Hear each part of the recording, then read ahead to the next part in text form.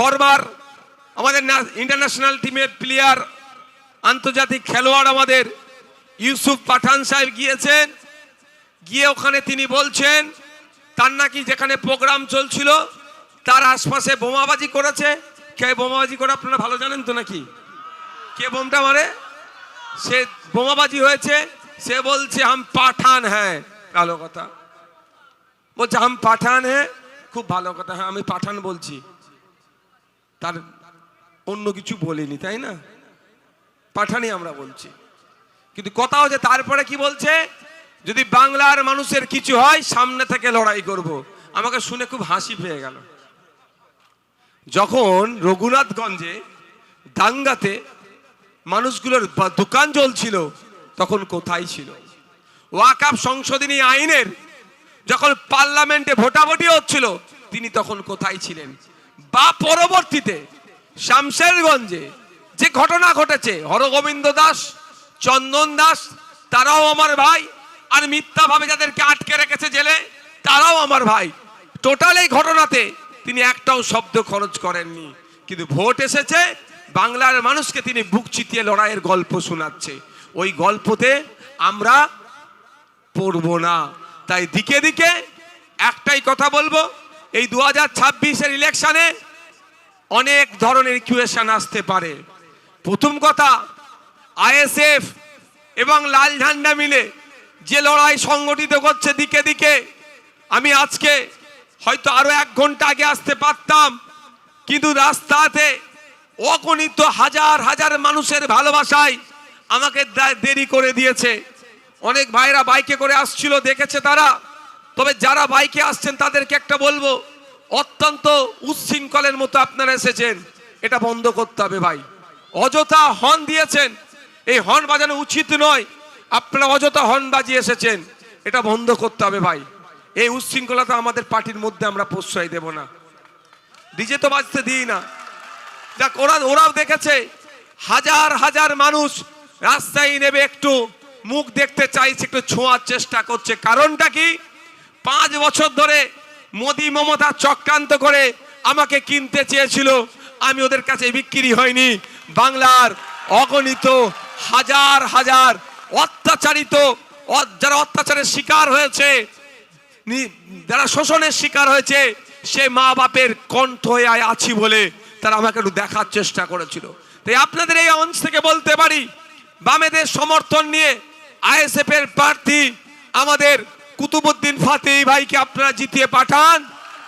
A seat দ্বারা বিকিয়ে দেবে না। আমার নামে 17টা হয়েছে, কুতুব ভাইয়ের নামে যদি 34টাও মামলা দিয়ে দেয়, কুতুব ভাই দল পরিবর্তন করবে না বা মানুষের বিশ্বাসকে নষ্ট করবে না। এই মঞ্চ থেকে আমি দায়িত্ব নিয়ে বলতে পারি। কিন্তু এর পরিবর্তে জোড়া ফুলের যে প্রার্থী হয়েছে, ওর দায়িত্বটা কি মমতা ব্যানার্জি নেবে? যে আগামী দিনে যদি দল পরিবর্তন,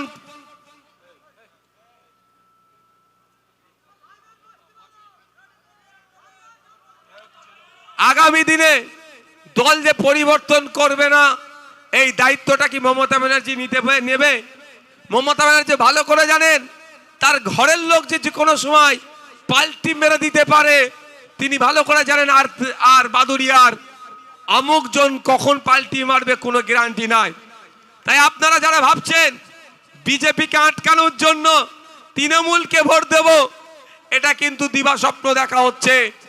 তৃণমূলকে দিয়ে বিজেপিকে আটকানো যায় না।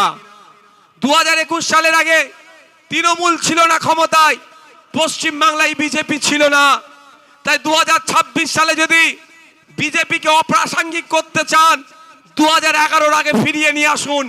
পশ্চিম বাংলা থেকে তৃণমূলকে হারান, বিজেপি এমনি গর্তে ঢুকে যাবে। আর বাম আইএসএফ এর সরকার নিয়ে আসুন।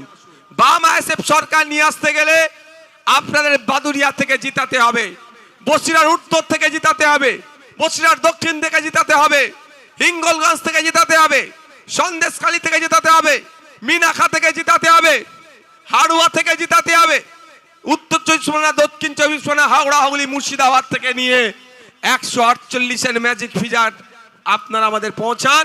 আমি জোর গলায় বলে যাচ্ছি, সে মুসলিম ধর্ম হতে পারে, হিন্দু ধর্ম হতে পারে, ধর্ম নিয়ে বাড়াবাড়ি করে কোন ধর্মকে অপমান করলে সেই বেটাকে ধরে জেলের মধ্যে রেখে দেওয়া হবে।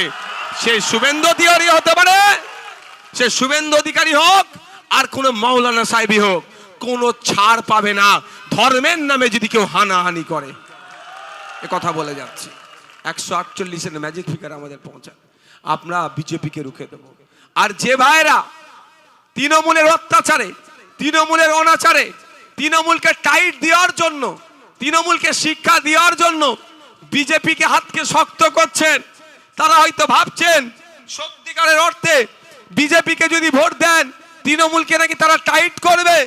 21 থেকে 26, 77 জন বিধায়ক সেন্ট্রাল গভর্নমেন্ট ওরা পরিচালনা করছে, তারপরেও চাকরি চুরি, কয়লা চুরি, বালি চুরি, রেশন চুরি, গরু পাচার, একাধিক মামলা সেন্ট্রাল এজেন্সি তারা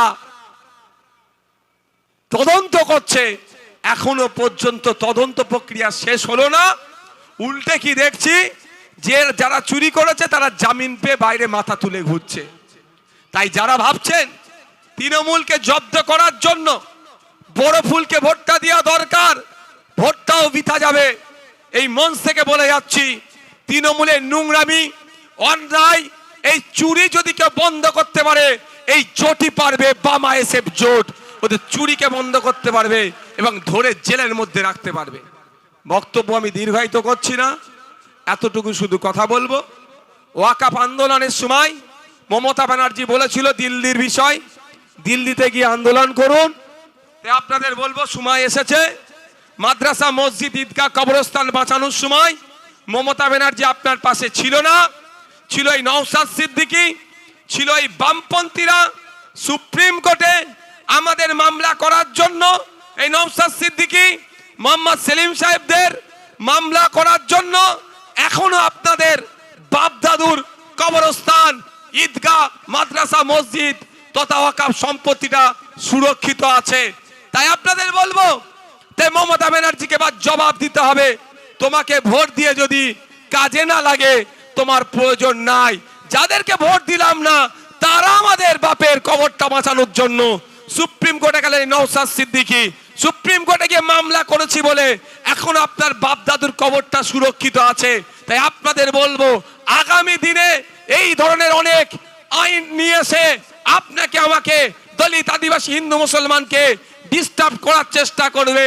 তাই তখন বুক চিতিয়ে লড়াই করার জন্য আপনার জনপ্রতিনিধির দরকার, এমপি এমএলএ দরকার। তাই এমএলএ নির্বাচনে নওশাদ সিদ্দিকীর পাশে বসে লড়াই করার মতো মীনাক্ষীদির সাথে সাথ দিয়ে, দীপশিতাদির সাথে সাথ দিয়ে, বিকাশ স্যারের সাথে সাথ দিয়ে, প্রিয়াঙ্কা বর্মনদের সাথে সাথ দিয়ে একসাথে লড়াই করার জন্য এখান থেকে বাদুড়িয়া থেকে কুতুবউদ্দিন ফাতিহকে আপনারা জিতিয়ে পাঠান, আপনাদের হয়ে লড়াই করবে। আপনারা এসআইআর দেখেছেন তো, আমার ভাঙড়ে 13টা অঞ্চল, ছাড়ো, ভাঙড়ে 13টা অঞ্চল জানেন এসআইআর যাদের নাম ডিলিট হয়েছে, এসআইআর যাদের নাম ডিলিট হয়েছে, নাম ট্রাইব্যুনালে কিভাবে মামলা করতে হবে না করতে হবে 13টা উকিল পাঠিয়েছি। শুধু তাই নয়, 2 দিন ক্যাম্প করেছি, 10টা উকিল লাগিয়ে সমস্যা সমাধানের জন্য।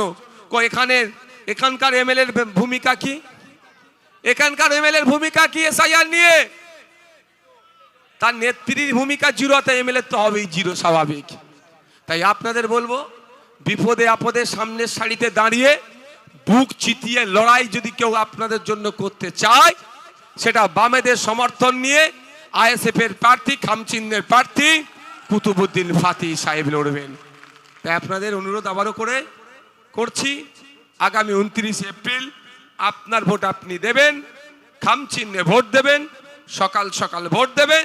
কেউ যদি ভোটদানে ডিস্টার্ব করে আমাদের নেতৃত্বদের জানাবেন।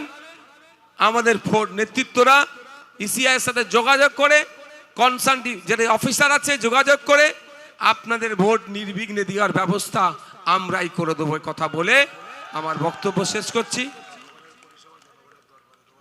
আর একটা কথা, যেটা আপনারা দেখেছেন, আমি বিধায়ক হওয়ার পরে আমি মানুষের দ্বারে দ্বারে পাড়াতে গিয়ে তাদের সমস্যাগুলো জানার চেষ্টা করেছি, সমাধান করার চেষ্টা করেছি। সেটা যদি মডেল বাদুড়িয়ায় আনতে চান, বিধায়কের কাছে সাধারণ মানুষকে যেতে লাগবে না।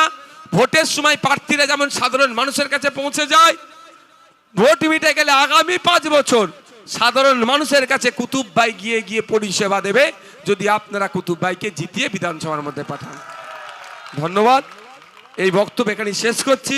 আজকে মাননীয়া কি বলেছে শুনেছেন তো? কি বলেছে? হজে যেও না, ভোটটা দাও। বুঝতে পেরেছেন? ওর ভোটটাই আগে, ভোটটাই আগে ভাবার চেষ্টা করুন। কজন হজে যায় পশ্চিমবাংলা থেকে? 5,000, 10,000। তাই এখন এটা বলছে হজে যেও না, ভোটটা দাও। কালকে বলবে নামাজটা পড়ো না, ভোটটা দাও। পরশুদিন কি বলবে? মসজিদটা বন্ধ রাখো, ভোটটা দাও। ভোটের জন্য সব বলতে পারে। তাই সাধু সাধু সেজে আছে, সাবধান। এই তৃণমূল বিজেপির পক্ষে একটাও ভোট নয়। ভোট দিকে দিকে বামপন্থী আইএসএফদেরকে আপনারা দেবেন। ধন্যবাদ। Thank you.